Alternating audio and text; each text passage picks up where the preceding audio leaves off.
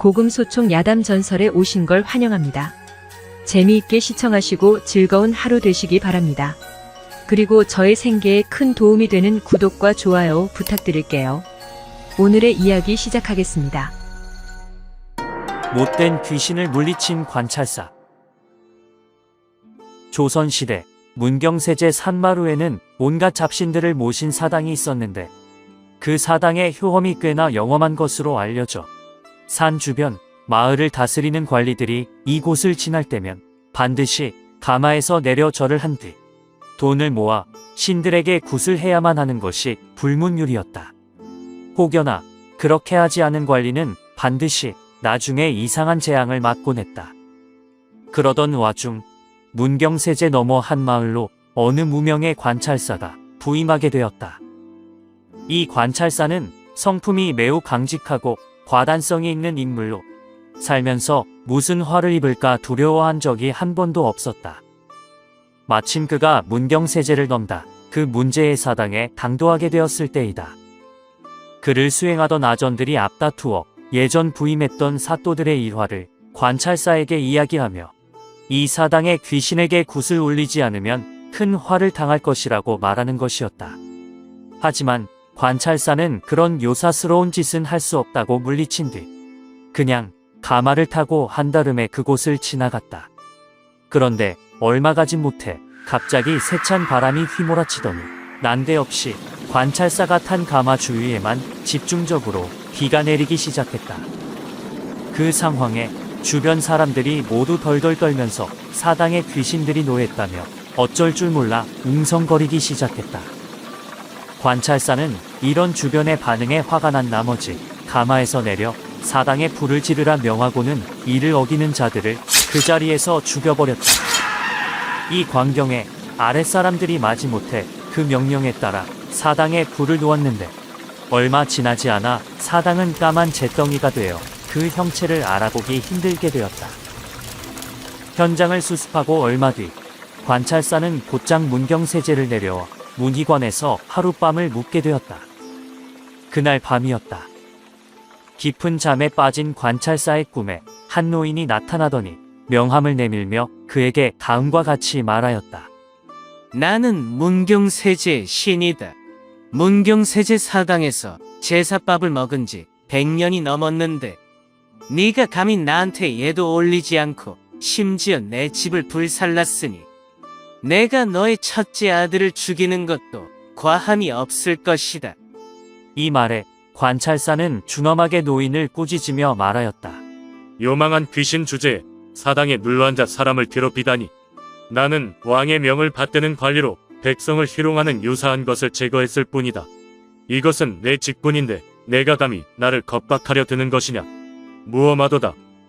관찰사에 물러섬 없는 당당한 모습에 사당 귀신이 대노하더니 이내 사라져 버렸다. 그와 동시에 관찰사가 꿈에서 깨어났는데 깨어나자마자 무서운 이야기를 듣게 되었다. 큰 아드님께서 여행의 피곤함 때문에 병이 드셨는데 갑자기 위독한 지경에 이르셨습니다.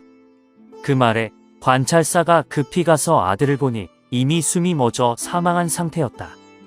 갑작스런 큰 아들의 죽음에 관찰사는 매우 슬펐지만 이는 어쩔 수 없는 운명이려니 받아들이고 큰 아들의 장례를 치른 후 곧 관청에 도착하여 부임을 하였다.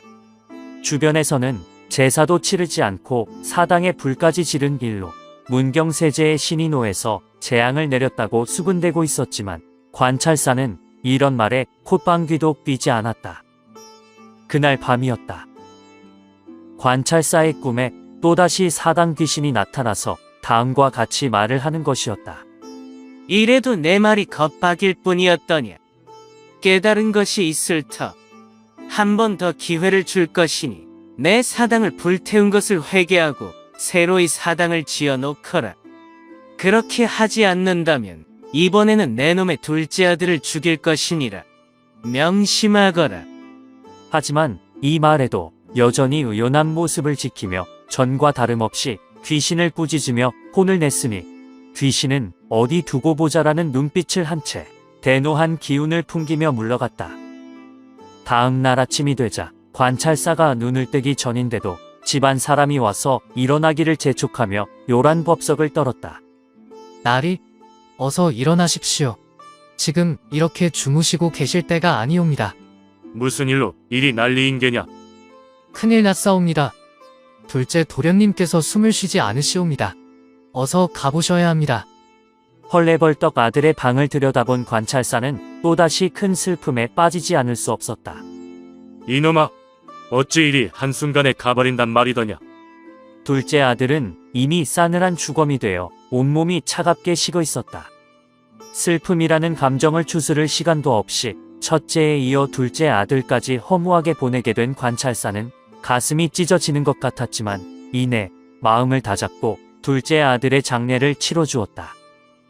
이번에도 주변 사람들은 혀를 끌끌 차며 사당의 귀신이 저주를 내린 것이라 수군거리면서 관찰사를 못마땅하게 여겼다. 그렇게 둘째 아들의 장례가 끝나고 며칠 뒤 어느 깊은 밤이었다. 이번에도 관찰사의 꿈에 귀신이 나타나 말하는 것이었다.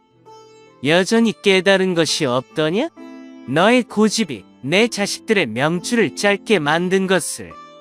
첫째를 죽이고 둘째를 죽인 것은 바로 너이니라.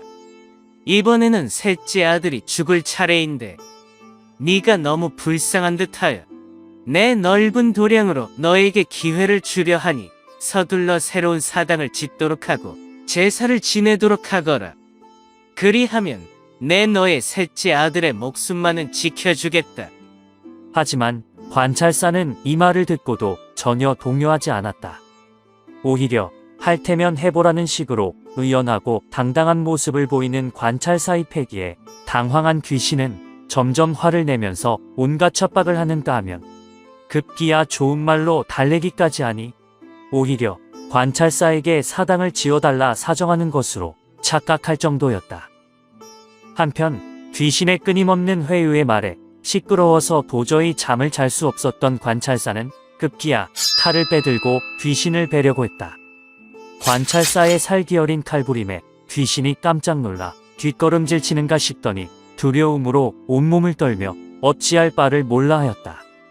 그러더니 어느 순간 무릎을 턱 하고 내리꿇더니 머리를 조아리며 울먹이기 시작하였다. 나리, 저는 이제 돌아갈 곳이 없습니다. 저는 인간의 생사와 복을 건드리지 못합니다. 오직 미래의 일을 미리 알 수 있을 뿐입니다. 어르신의 두 아드님은 수명이 다하여 죽을 예정이었기에 제가 그것을 알고 어르신을 협박한 것입니다.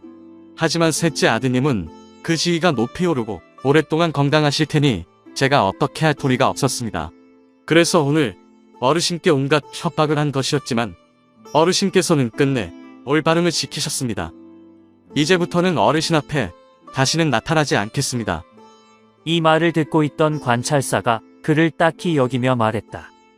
네가 오랫동안 황폐한 사당에 살면서 지냈는데 내가 어찌 너의 집을 마음대로 부수고 싶었겠느냐? 내가 너에게 화가 났던 것은 요망한 술수로 사람들을 희롱했기 때문이었다. 이제 네가 그것을 자백하니 불쌍히 여길 수밖에 없구나. 내가 새로 너의 집을 지어주마. 하지만 만약 너의 잘못을 뉘우치지 않고 또다시 지나가는 사람들을 괴롭힌다면 당장 부숴버릴 것이다. 알겠느냐? 감사합니다, 나리. 다시는 사람들을 희롱하는 일이 없을 것입니다. 귀신은 관찰사의 넓은 아량에 감동한 나머지 눈물을 흘리며 연신절을 하는가 싶더니 어느 순간 사라져 버렸다.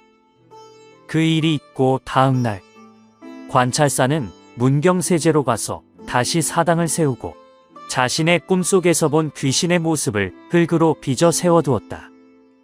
그 이후에는 더 이상 문경세제를 넘어다니는 사람들에게 이상한 일이 생기지 않아 백성들은 안심하고 문경세제를 지나다녔으니 사당 귀신은 관찰사와의 약속을 어기는 일이 없었다. 한편 귀신의 말대로 관찰사의 셋째 아들은 오랫동안 살면서 높은 지위까지 올라갔으니 과연 귀신의 말은 틀리지 않았다. 이 이야기는 조선시대의 유명한 이야기들을 모아놓은 책인 청구야담에 실린 이야기입니다. 귀신도 무릎 꿇리는 관찰사의 쩌는 패기를 우리가 아는 누군가가 좀 배웠으면 하네요. 이리 굽신 저리 굽신 부끄러움은 우리의 몫일 뿐. 할 말은 많지만 생각만 해도 머리가 아파지니 말을 말아야지요. 하여간 오늘은 여기까지 할게요. 우리 당당하게 삽시다. 지금까지 시청해주신 여러분 대단히 감사합니다. 다음 시간에 만나요. 안녕.